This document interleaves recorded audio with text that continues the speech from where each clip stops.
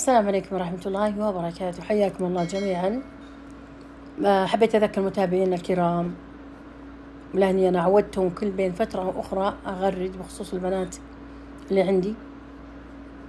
طبعا عندنا ولله الحمد البنات الأبكار المطلقات بدون عيال، عندنا بنات من أكبر حمايل السعودية إلى المستوى الجيد جدا.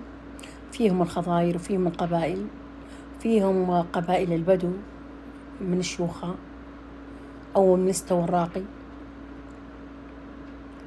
فيها المطلقات وفيها الأبكار والمتعلمات. طبعا كلهم متعلمات، ما أقبل أي بنت تعليمها ثانوي أو أي شاب تعليمه ثانوي، كلهم من الجامعة وفوق.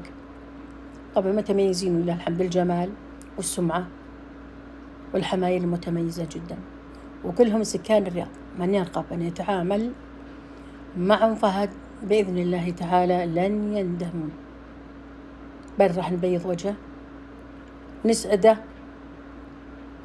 ونقف معه وقفة أخت، مي بس وقفة خطابة. لا، أنا طبعي أي شاب أو بنت يتم نصيبها على الله سبحانه وتعالى ثم على يدي، من أول ما تتواصل معي وحصلها الرجل الصالح أو الرجل الصالح وحصلها البنت الصالحة، أقف معها إلى يوم الملكة، إلى من يتملك وأعطانا تعابي، الله يستر عليه ويسر أمره.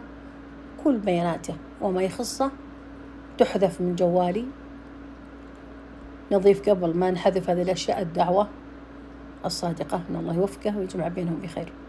هذه تعاملي بسرية تامة، ما يطلع عليها إلا الله سبحانه وتعالى وحده سبحانه.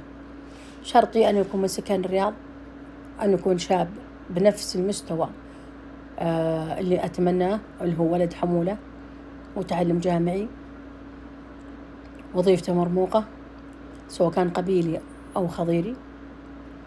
سكان الرياض شرطي أساسي، وغيره يمشون بعزهم.